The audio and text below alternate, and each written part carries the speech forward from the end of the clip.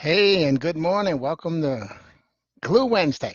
Of course, if you're watching this by broadcast, I always like to start out with that as I wait for the Facebook to build the audience, as it calls it. We've got less than 3 minutes before we start. So looking forward to seeing you. And if, as you can see, I'm in my new grounds, my background. I think I did it last week in my background. In my new place, but this is my office, and there you can see right behind me. I got the Holy Trinity type of thing going on. Who is that? That's actually Mary, Joseph, and Jesus. Okay. Hey, Brenda. First one on. Good to see you. All right. And so we're going to start in less than 2 minutes. But if this is your first time on Glue Wednesday, the reason I created it is because a lot of times people say Wednesday is hump day. And so with my liking to try to make things positive, nothing wrong calling it hump day, but I look at Wednesday as the actual middle of a traditional week that keeps the weekend and the week beginning together. So it's the glue. And so that's why I named it Glue Wednesday. And my glue is GLUE. God's love undoes everything. Not that God's love will tear things apart for you, but whatever is going wrong for you or bad for you, God's love will glue it together. And so that's why I call it Glue Wednesday. Hey, Pat, I give my shout outs at the beginning, especially I got a lot today. I might not do a shout out as we go through, but that's probably a lie. Meanwhile, I'm also using this last month to rededicate another meaning for glue, which I got from, hey, Holly, Chicago in the house, as well as Pat. Yeah, I love you, Patrick. Hey, Messenger, what's happening? But another use for the word glue is something that a friend of mine, Rob Lewis, in Ahoskie, North Carolina, he's a pastor at his church, Conner Canary Missionary Baptist Church, and their theme right now is glue, GLUE. God's love unites everyone. So I found that out when I was down there a couple of weeks ago for a funeral. A celebration, as we definitely call him. We definitely celebrate our good buddy and homie, Vincent Anderson. So so two great meanings. We got less than a minute to start the broadcast. And God's love undoes everything, and God's love unites everyone. So he'll take away the challenges and put people together, and that's the beauty of it all. So I'm really happy about being able to share that. So even when, as Pat likes to call me the messenger, and I appreciate that, I enjoy sharing God's message. And that's what you do as well, because somebody is watching you. You've got fans, whether you have, there's a kid watching you. In fact, as we start today, what I put up there is the Book of Proverbs is full of inspirational sayings. Only in the first five, I was able to find all of these sayings, and then I just realized and remembered one of the things that I'm doing is my printer's not working, so I'm going to be reading from my cell phone. Just saying that, what I want to start out by saying is today I did a meme post on my page. It says, we want to be right when all we need to be is a positive contributor. In other words, we spend so much time, well, I need to be right about this, and he's wrong, she's wrong. No, you don't need to have anybody else doesn't need to be right, to be wrong for you to be right. The key is, are you making a positive contribution? Because I always say that right depends on whether you're on the 6 side of the 9 or the 9 side of the 6. The opposite of right is left, not wrong. And if you want to envision that, just draw a 6 in front of you, and imagine when you draw it and you're seeing a 6, but imagine sitting on the other side, that person is seeing a 9. So that's really what happens in our communication a lot, is that we misunderstand someone else's reasoning. They're actually right based on the way they see things from where they are. So I want to bring that into saying you this as I was preparing for this broadcast, some pictures came to my mind that put me in my positive perspective. Okay, and so here are 4 pictures that came to my mind, because the fourth one came while I was writing that, because I thought about this. The first one is, as I'm talking about Proverbs, I was teaching a class called the Young Authors at Ella Flagg Young Elementary School in Chicago. And I had one of the assignments I had the kids do once was create proverbs, and I call them proverbs from kids. And that's one of the beautiful things about proverbs, that I find there's a lot of stuff that when we think about, they say, as a child shall lead the way. So there are a lot of proverbs that have to do with children and family. So I had the kids write, I chose some proverbs, and I had them tell me what they thought it meant, and so they rewrote the proverbs. So I give a shout out to Almitra Stanley for bringing me in to do that. One of the reasons I did go to do that was because of when I used to teach a class called, I started teaching a young authors class through Recovering the Gifted Child program, which was something that was created by another one of my spiritual sisters named Mama Hawk, and in Chicago. And Mama Hawk, what she did is she had children that they considered bad kids, and they weren't educating in the mainstream. And I'm talking about from 3rd grade through 8th grade. And so she had them all, whichever grade they were, and she taught them. She educated them by also through social grace and manners. So she was Mama Hawk, and actually any male that was teaching there or help, and I was volunteering, was uncle. And so that's actually how I got I do have ID that says I'm an uncle, Uncle Sporty. And I always save that. I'm going to make a point when I add all these up for you in a second, though. But so that's why I got my ID for Uncle, and I still get a lot of people to call me Uncle Sporty. And then that moves me right to the next picture that came to my mind as I was preparing for this, is a group of poets I work with right now, called Respect the Mic Poets, and they're run by, I call him my young brother, Ja Smalls. Give him a shout out too. And one of the reasons I thought about them is because, like I said, my printer's not working, so I'm going to be reading my notes, my scripture stuff from my phone. And haven't you seen the poets? They got their phone and they're up there reading. And I never do that. I actually type mine out, old school. But as I was realizing that this was a good way for me to get this done, I thought about them. And lastly, once I thought about them, I thought about Chicago, where I started really reading my poetry. That's where I started my speaking business. And it was a club called Spices that I used to go and read, and had a lot of great poets down there that are actually my friends on Facebook. Amina is one of them. Quincy, a lot of good people. And then I also think about one of my spiritual sisters in Chicago, Karen Weddington, Clue I call her, because she and I used to go to Spices, and we were, she was with the New York Times and I was with the Wall Street Journal at the time. And so we go in there looking all clean, and everybody's in jeans and t-shirts and this and that. And they were like, well, who the hell are they? And so that takes us back to, again, think about how you come across to people. Okay, so now, why did I tell you all of that? Because what I'm saying to you is, as you prepare for what you're going to do, think about where you're going and why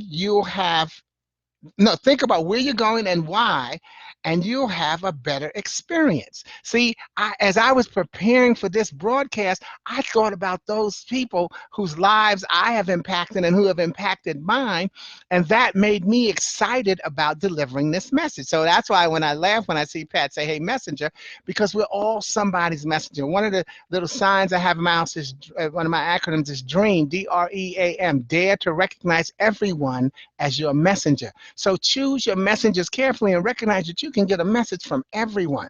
So when you know where you're going and you know why you're going there, as you prepare for anything that you do, start thinking about where you're going and why you're going, so that you can have a good experience. You can get excited about being there. So here's something that really delivers that message that I wrote and I posted in my monthly fun letter called the Golden Brick Road. Now, if you're not subscribed to the Golden Brick Road, well, there's something else that you need to be able to get, so that I can keep in contact with you on regular email. I'll post that to my site, because I'm just posting up the December one anyway. But here's the thing that I found on the internet.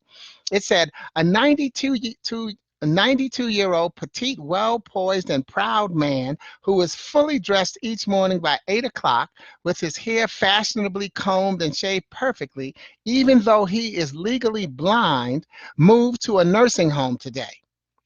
His wife of 70 years recently passed away, making the move necessary.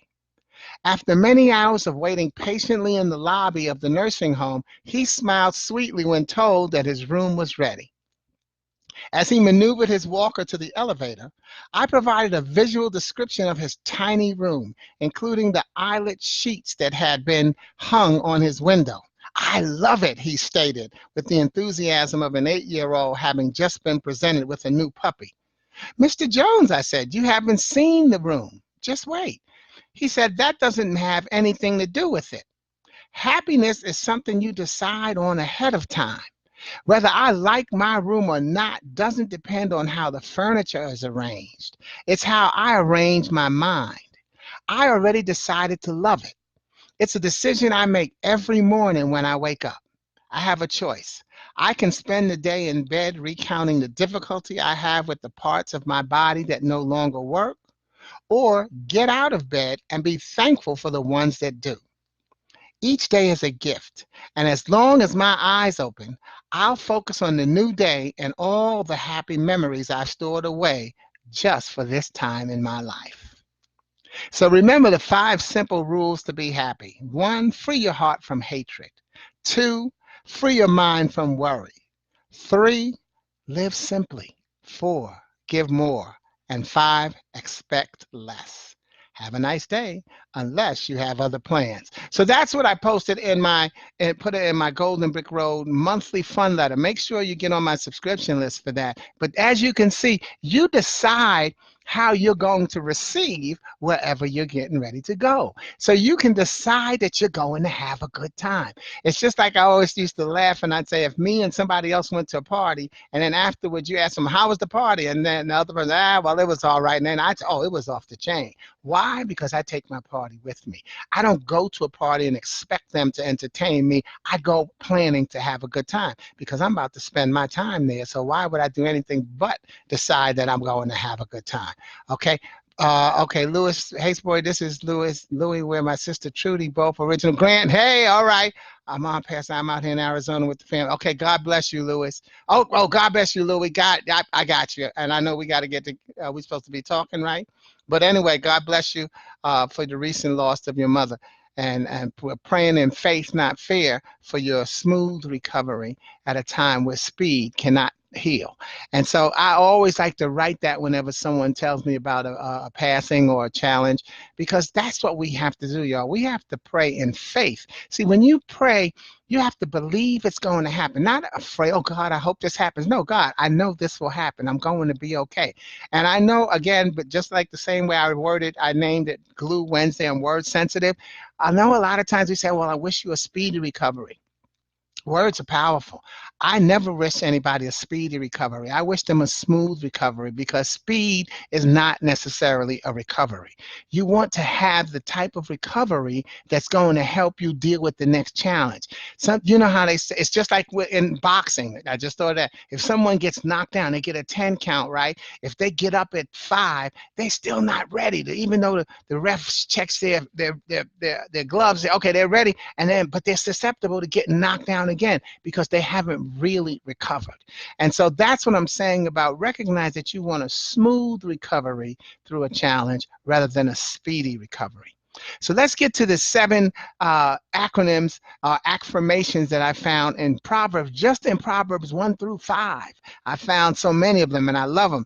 And the first one I wanted to give you is KIDS, K-I-D-S, knowledgeable individuals destined for success.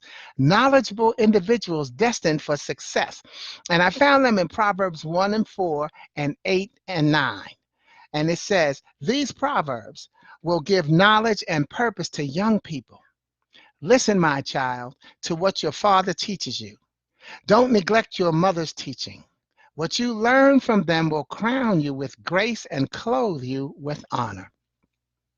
So when I fast forward to Jesus stating his love for children, how he says, bring the little children, I see how hard this book, Proverbs, seeks to make those children ready to learn and lead the way. See, Proverbs is saying, children, you're going to lead the way. And that's what the Proverbs are all about. In these first 5 chapters, I found 12 paragraphs that begin as directly speaking to children. where it's graduating. I won't read them all, but they say from my child, my children, my son. And the last one is my sons. So there are 12 paragraphs in the book of Psalm.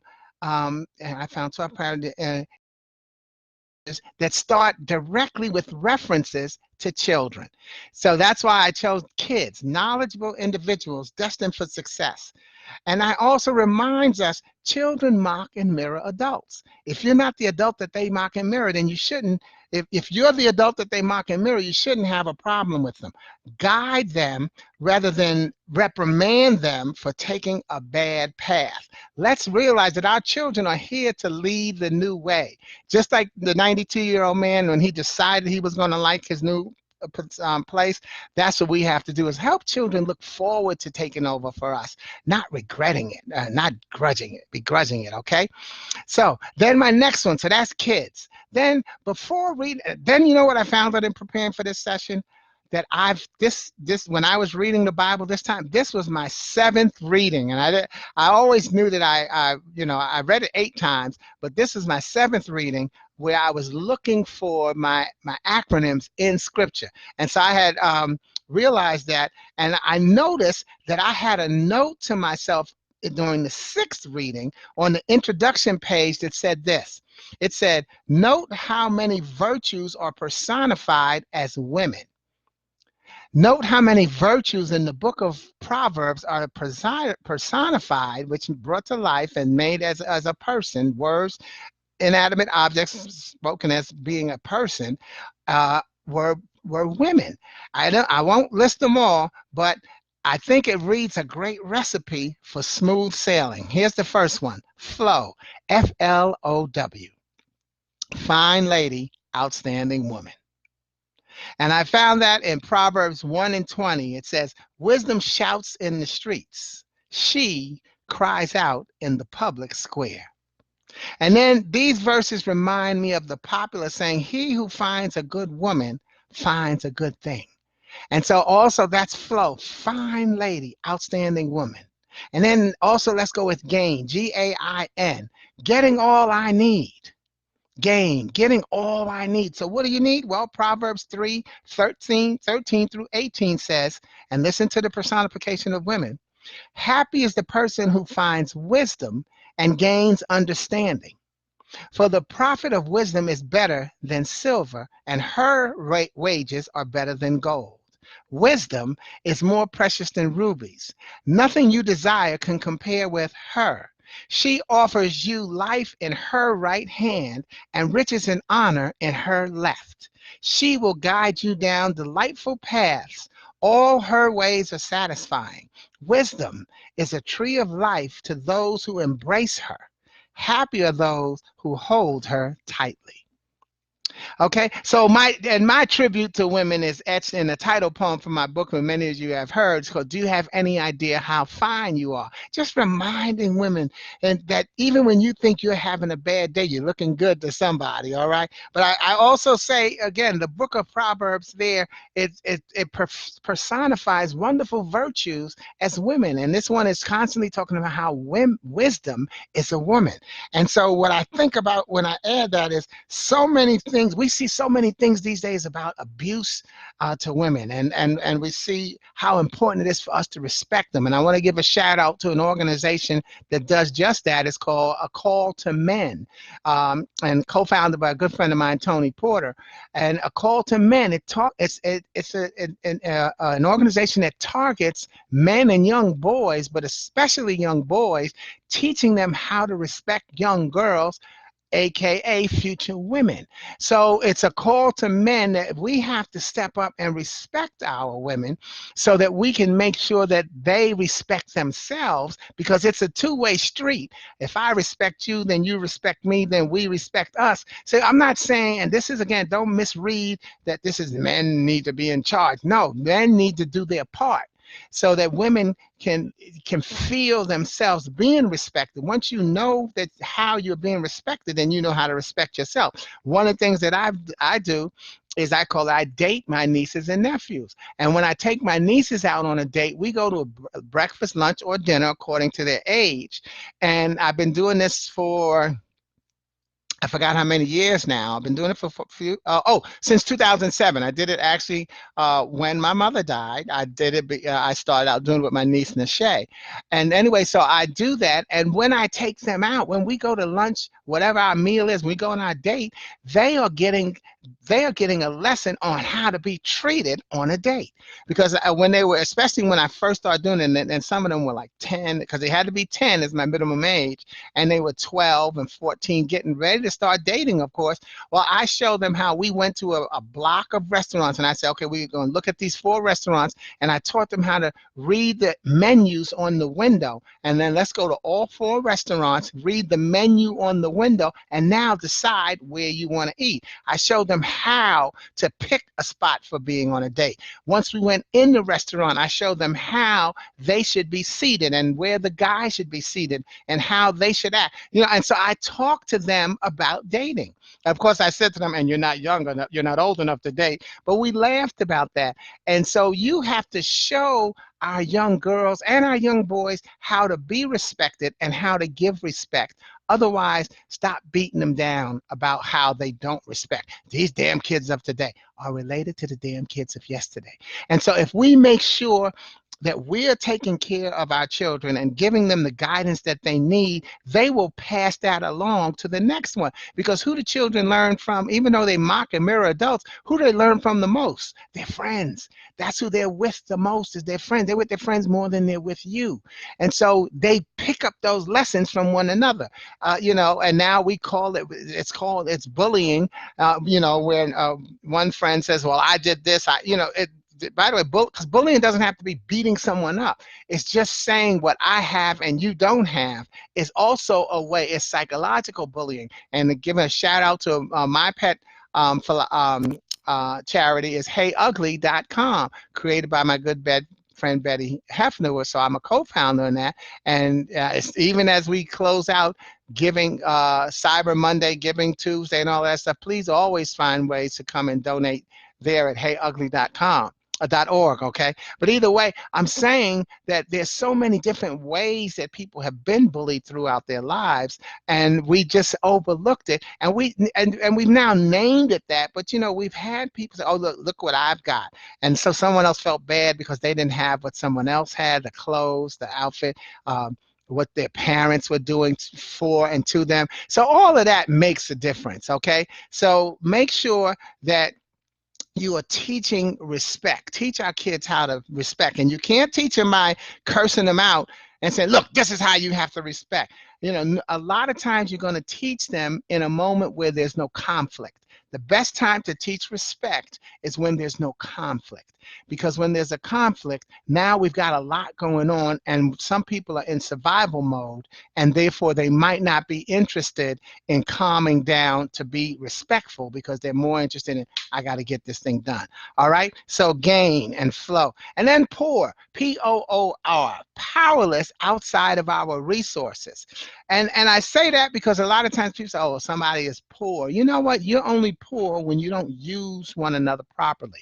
None of us are really poor. We're all rich because we're rich with talent and spirit and things that we do and the messages that we pass along. You're only poor when you don't use your resource. So you have to use one another. And Psalm 3:27 says, do not withhold good from those who deserve it when it's in your power to help them.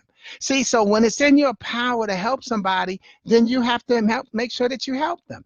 And that's why you allow everyone to be rich rather than feeling poor, powerless outside of our resources. We are one another's resource. That's a joy. And the last 3, hope. Hope, focus, and faith. Hope, helping other people every day. So even as we use those people, as we give those as we give those resources and use those resources, we build hope, helping other people every day. Once you do that, it's a joy and a blessing to you. Proverbs 4:14-16 says, do not do as the wicked do or follow the path of evildoers. Avoid their haunts. Turn away and go somewhere else. For evil people cannot sleep until they have done their evil deed for the day. They cannot rest unless they have caused someone to stumble.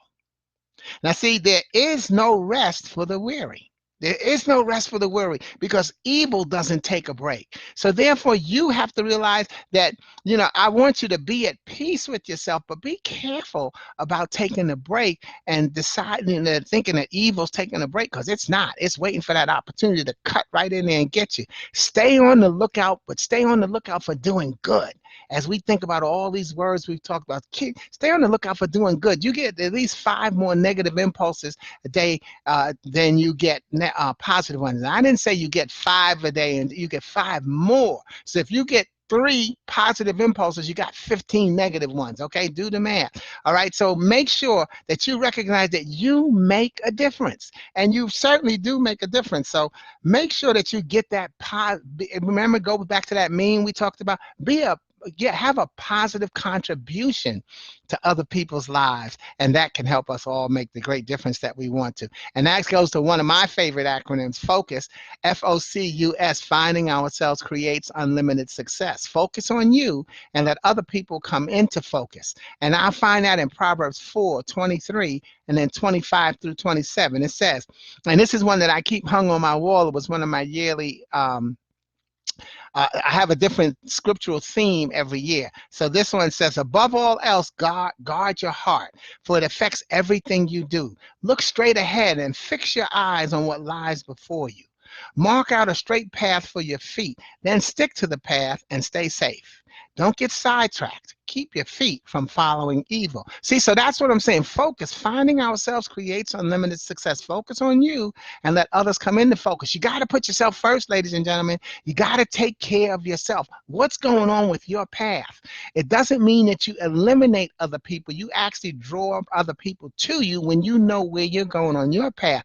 Take care of yourself physically, mentally, and spiritually so that you can help guide the people that need your guidance. You can put all these acronyms together. You can bring the kids where they need to go. You can help women and people flow and have gain in their life. You can help people see that they're not poor because they use the right resources, and everybody has hope and focus. So that's what you want to be able to do. And this, of course, choose your messengers carefully, because everybody, remember, dream, dare to recognize everyone as your messenger. Everyone is your messenger.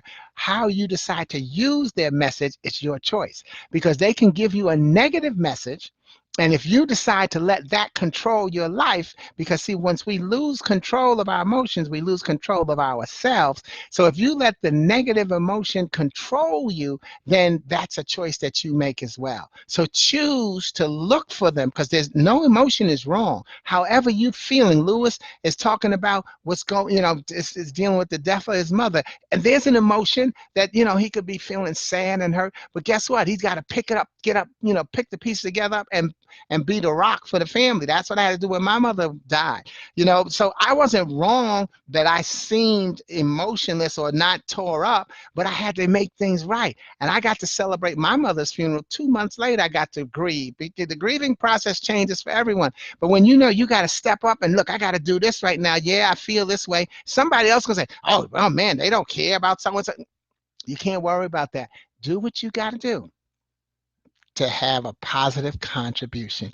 And that's our last acronym for the day is faith. And it's also one of my favorites, whereas I use it feeling as if there's hope, but I got a different meaning for faith this time. This time, faith is fully anchored and immersed in trust and happiness. Fully anchored and immersed in trust and happiness. And that's Proverbs 5:15 through 17. It says, drink water from your own well.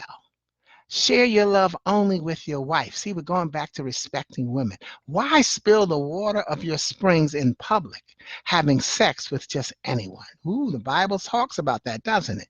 You should reserve it for yourselves. Don't share it with strangers. See, so that's what it's saying, fully anchored and immersed in trust and happiness. A relationship is built on trust and making your partner happy. And, going out there and cheating on them and trying to replace them, it's not really the thing to do. It's like I hear a lot of people say, oh, man, I'm so glad I'm not single these days.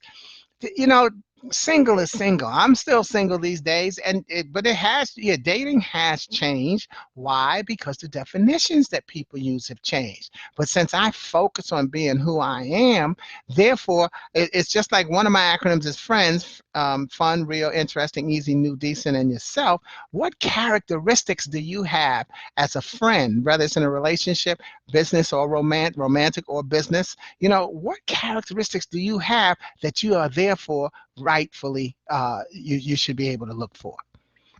And see, that's what it's all about. And when you say that you find them, trust that person. See, trust is a decision also. You can decide. It's just like when I say, when I date my nieces and I tell them about dating.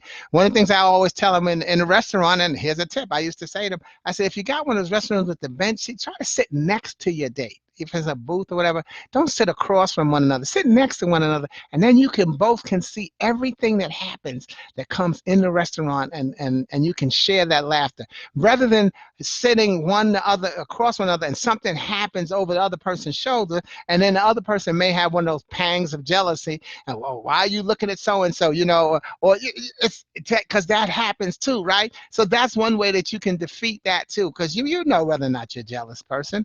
All right, so there's a lot of ways to look at it, but faith is just feel fully immersed. um Oops, I shouldn't have cut it off so quick because I don't remember. What did I say? Fully, anchored and immersed in trust and happiness. Make sure that you are trusting yourself. And again, it goes back to respecting women and respecting ourselves. Everybody, respect yourself, respect your women. Everybody, and respect your men.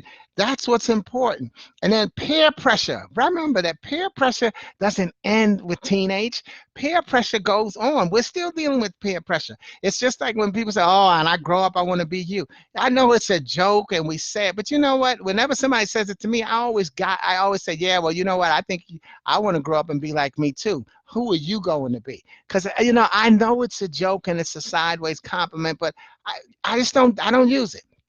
I just don't use it. We're all still growing up, but we like to say I'm a work in progress. Well, we are. So don't think about, peer pressure does not end in your teens. It goes on for the rest of your life. But that's why you've got to make sure that you have that focus and you know who you are. And that will take the peer pressure off of you, because you won't be busy trying to be like someone else when you can only be successful when you recognize that you have to be who you are. As you choose to be who you are, that will lose you some people. And that's okay, because the key is you can both still respect one another. So as we take it back to the beginning, prepare yourself to be positive with routines throughout your morning, your week, your day, your month, and your moments. So as I, again, and those of you who came on later, what I said, when I prepared for this broadcast, it brought certain people to mind and things that I've done that I knew that would bring me joy, so that I could exude the happiness that I need to on screen. And and that's what you need to do as well. You need to exude the happiness that you bring wherever you are, because you're always on screen. The cameras are always rolling, because there's always someone checking you out. Why? Because you're a star. And you have to have that star mentality, and then make sure that you nurture it and be okay with being a star. You like to say, I'm one of God's children, right? Well, guess what? God is in charge. If you're happy to be God's child, aren't you saying that's number one? So therefore, be one of God's children. Shine through him and let him shine through you. All right? And be a child of God, but recognize that glue is all about God's love undoing everything if there's something bad going on in your life. And also, God's love unites everyone. Thank you for coming on board and being united with Glue Wednesday. I'll see you next week when I don't know what the topic will be. I always say, feel free to let me know a topic that you'd like to hear about. As I mentioned, and I'll put some other stuff in there, make sure you subscribe to my Golden Brick Road, which now that also makes me smile, because I think of why I created the Golden Brick Road. I created it to keep in touch with my seasoned citizens in Chicago. Before, when I left, I used to do a program called the Golden Brick Road, where I spoke at 5 senior citizen centers a month. I created the newsletter just just to keep in touch with them. And in the process, I expanded it because I realized, okay, gosh, yeah, everybody needs to know. You don't need to be old, older to start having the concerns of what the aging process does. See, so a lot of things, once you prepare for everything, preparing to go out to the date, preparing to go to work, preparing your dinner, as you prepare things, think about where you're going and why, and let that joy carry you through. God bless you, and I'll see you next week on Glue Wednesday. Over and out. Ciao.